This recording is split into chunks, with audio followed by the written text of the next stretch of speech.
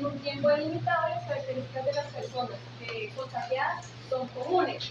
Dependiendo ya de la velocidad con que se producen los contagios, la probabilidad de muerte podría convertirse en lo que sería una epidemia caracterizada por afectar una área geográfica pues, de mayor envergadura o de mayor extensión y donde las personas afectadas no tienen nada relacionado entre sí. Hablaremos porque la importancia en cuanto al estudio de estos brotes epidemiológicos lo tenemos porque, digamos, la investigación epidemiológica y ambiental es minuciosa, a menudo nos puede ayudar como a aumentar nuestro conocimiento pues de las enfermedades y prevenir como futuros brotes, ¿sí?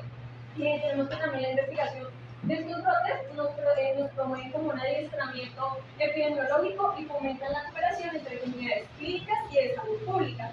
Algo también así es describir nuevas enfermedades y aprender un poco más acerca pues, de estas enfermedades ya conocidas también. Hablaremos sobre sus causas y factores de riesgo en estos brotes. Tenemos como tal lo que son agentes causales de brotes, el cual es un organismo vivo que suele ser único y capaz de reproducirse y desencadenar la enfermedad transmisible. Tenemos 4 postulados que son de Koch, en el cual él especifica que se debe encontrar el microorganismo en la enfermedad. Se debe aislar y cultivar a partir de las lesiones que produce en la enfermedad. Se produce la enfermedad en el cultivo y se debe aislar el microorganismo de las lesiones producidas en los animales ya inoculados. En cuanto a agente causal, tenemos lo que son estos, en cuanto son bacterias, virus, hongos y parásitos. En su modo de transmisión, tenemos lo que es primero pues, el reservorio. Tenemos 2 transmisiones, lo que es la directa y la indirecta, en la cual la indirecta hablamos de lo que es transmisión sexual, transmisión por mucosas, contaminación por heces, orina que tener contacto con las mucosas, por mordiscos y de transmisión parasitaria. En indirecta ya hablamos de lo que es, digamos, transmisión aérea, transmisión a través del agua, por vómites, por vectores. Y esto pues llegaría a un huésped o un hospedador. Factores de riesgo en cuanto a los brotes epidemiológicos tenemos varias categorías, en las cuales hablamos sobre factores sociales, atención de la salud, producción de alimentos, conducta humana, cambios ambientales, infraestructura de salud, adaptación y cambios microbianos. En todos estos hablamos más que todo en cuanto digamos, a lo que hace digamos, el uso masivo de antibióticos, las deforestaciones, el ampliamiento rural, que ahorita hay escasez de personal entrenado, lo que sería, hablando de epidemiólogos, laboratoristas, especialistas en control de vectores. En cuanto a la investigación y control de brotes, tenemos, esto ya es como un protocolo que se tiene. Entonces, estos son como unos pasos que posiblemente esto vamos a ir describiéndolo. Como el primero, hablamos de una revisión de la información existente y determinación de la naturaleza y su gravedad. En esta, específicamente, digamos, hablamos de que un clínico observador debe tener conocimiento científico, debe obtener los insumos y debe tener el equipo necesario para poder llevar a cabo toda esta investigación. Debe tener una técnica correcta en cuanto a recolectar las muestras, almacenarlas y así poder también, digamos, hacer el envío de estas muestras obtenidas para así poder llegar a un resultado. Hablamos del segundo paso de este protocolo, es la definición de casos. En este caso dice que se conocen más características de la enfermedad y debería precisar al máximo la definición de cada caso. En esto tenemos 3 criterios en los cuales se va a basar, digamos, esta definición de caso. ¿Cuáles son los criterios? Hablaremos de criterios clínicos, criterios de laboratorio y criterios epidemiológicos. En estos hablaremos de cosas lo que podría, digamos, al momento de realizarse todas estas pruebas, se hablan de 3: caso posible, caso probable y caso confirmado. Hablaremos de ellos. ¿Qué debe llevar? La definición debe incluir persona, tiempo y lugar. En estas 3 hablamos en persona, debe hablar obviamente edad, su ocupación, su escolaridad, sexo y demás datos. En el tiempo ya hablamos en cuanto a la distribución del caso, en horas, días, semanas, meses y se puede llegar, creo que también en años. Según el inicio de síntomas, en esta hablamos sobre lo que es la magnitud el brote, hablamos de lo que sí es, de dónde es la posible fuente y el modo de transmisión. Y en el lugar se dice que se debería elaborar como un mapa, como un croquis, en donde se represente como la distribución de los casos para tener un mayor control. Como tercero, se habla de que confirmar los casos, pero eso ya se va a hacer, digamos, resultados laboratoriales más los exámenes clínicos. Tal caso se establece la tasa previa de la enfermedad, que es que se debe demostrar que, digamos, el número de casos observados sea mayor que el número inusual de casos que se tienen. Se habla de definir el alcance del brote desde el punto de vista geográfico y temporal, por eso hablamos de que si era posible se realiza un croquis o un ¿sí? De área geográfica en donde se está presentando el brote. Encontrar casos para describir las características epidemiológicas de aquellos afectados e incluirlos en estudios epidemiológicos. Como quinto, se habla de que encontrar los casos. En este vamos a recolectar casos de lo que son hospitales, centros de salud, clínicas particulares, clínicas privadas, laboratorios. En esto, en toda esta identificación debe llevar nombre, dirección, teléfono, los aspectos clínicos que se tienen, los datos de laboratorio y los factores de riesgo. Ya sexto punto, digamos, este protocolo es examinar las características epidemiológicas descriptivas de los casos. Se tiene en cuenta, digamos, al identificarlas, entonces, por ejemplo, la edad, si son iguales, el sexo, qué género es el que más presentan los casos, su raza, su grupo étnico, sí.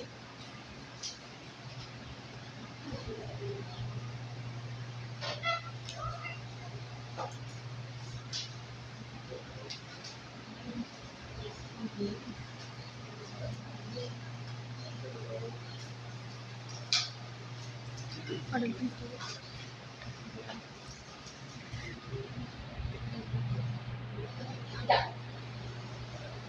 Generación de una hipótesis, digamos, cuando no se tiene como tal un buen resultado de lo que está pasando en la sociedad. Como con los datos empezamos a hablar y se puede generar una hipótesis sobre su fuente de transmisión, su modo de transmisión y sobre su exposición. En cuanto a toma de muestras, se hablan de dos tomas de muestras, de las muestras clínicas y las muestras ambientales. En las muestras clínicas ya son más representativas, se toman en un momento idóneo, se hace la recolección, se hace el transporte adecuado. Y en cuanto a muestras ambientales, hablamos de que son según técnicas estándar, como hablamos de que puede ser cuál es su modo de transmisión, por agua, aire, ¿sí? Se toman esas muestras ya físicamente al laboratorio, que se lo mide ya ellos específicamente. Implementar medidas de control. Hablamos de 3 medidas de control. Una medida de control frente al reservorio, que sería el aislamiento como tal de la persona, el tratamiento adecuado de los enfermos y la eliminación como tal del reservorio, ya un extremo. Medidas para interrumpir las vías de transmisión, entonces aportar agua potable, adecuada disposición de las excretas, adecuada ventilación, y las medidas destinadas a implementar la resistencia, hablamos de específicas como la correcta alimentación, hábitos saludables, tratamiento de enfermedades, y en específicas como tal la inmunización. Para finalizar, hablamos de lo que es el informal, que es como hacer, como ya recopilar, a ver todos estos hallazgos y presentarlos de una manera clara y convincente, pues acompañada de unas recomendaciones apropiadas para evitar que estos brotes pues se sigan extendiendo. Y autoridades sanitarias que, digamos, participan en el control de brotes. Tenemos lo que es a nivel internacional, la Organización Mundial de la Salud, la OMS, Centros para el Control y la Prevención de Enfermedades, el CDC. A nivel nacional tenemos el Ministerio de Salud, Institutos Nacionales de Salud Pública, el INSP, y a nivel local ya es lo que es Departamentos de Salud Pública o agencias de salud locales.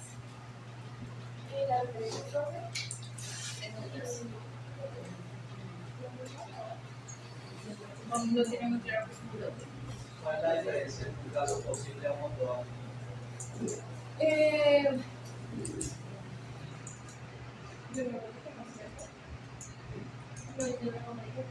Un caso posible a un no probable. Una totalidad de la Sí, pero no. Eso está normalmente en la definición de brote del Instituto Nacional de Salud. El caso probable y posible se ingresan en el tiempo y depende del evento que se esté midiendo. Puede ser posible cuando yo veo signos y síntomas parecidos y probable cuando ya va para diagnóstico en laboratorio. Después viene el confirmatorio, pero confirmó con laboratorio. Entonces no hay un tiempo que yo diga de aquí a aquí es, sino, por decir algo, voy a mostrarle un número. En el brote de rabia, que es lo que tenemos más cerca, es lo que es un brote. Realmente, casos posibles, todos los casos que hay alrededor que compartan signología nerviosa. Caso probable, aquel que ya lo desarrolló, ya se está chocando contra todo y ya hay más enfermos en el sitio. Y caso confirmado, cuando ya hay uno en el sitio positivo y los otros confirmados por nexo epidemiológico.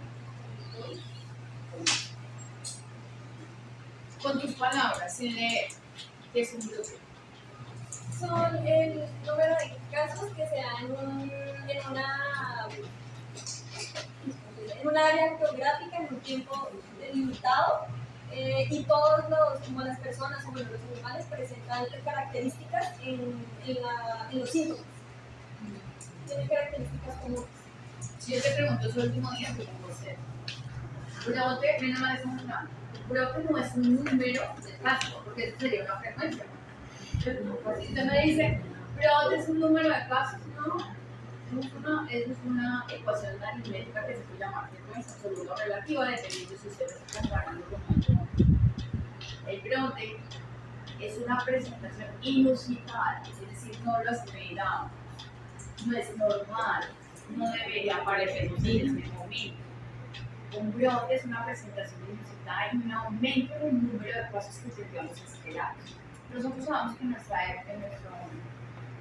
bella ciudad, en nuestro departamento, sobre todo, tenemos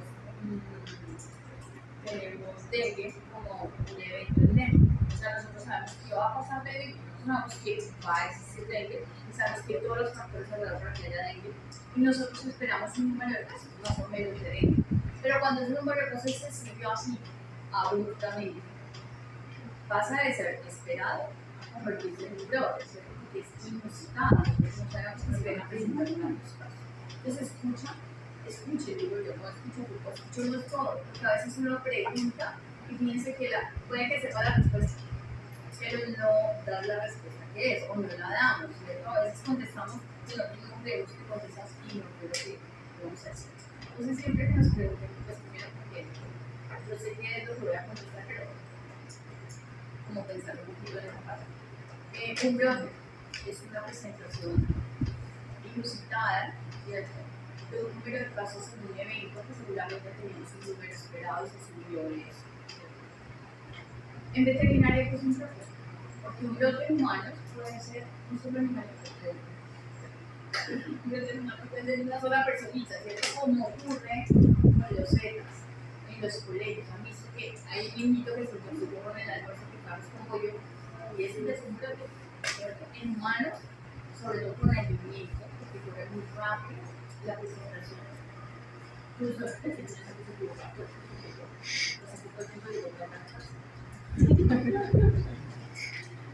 la presentación de un brote, dependiendo, pero en humanos, la presentación de un brote por alimento con una sola persona. Y en veterinario, ¿qué sería?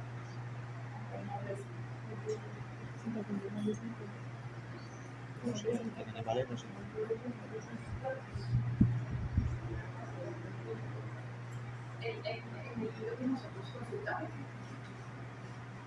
dice textualmente que un brote es la presentación de 5 o más casos en un mismo espacio que comparten las mismas características y que tienen alguna combinación de factores determinantes que llevaron a eso, pero se presentan en un mismo momento.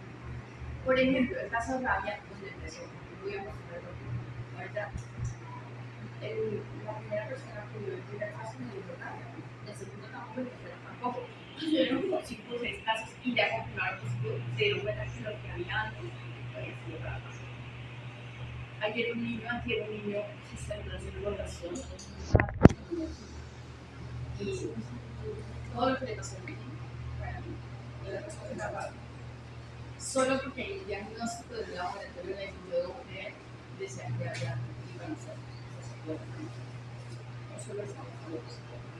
Pero se revisa todo con el niño, igual la historia clínica, o sea, no es que la menos no. Lo único que le conté al compañero de la psicosis que fue llenado porque la pronuncia fue guante. No olviden eso.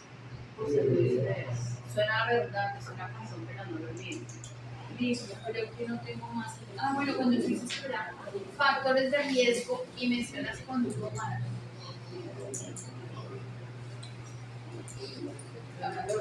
Ah, ya, sí, hace referencia, digamos, a lo que era utilizar guarderías. Sí, ya que hablaba sobre utilizar guarderías en el espacio no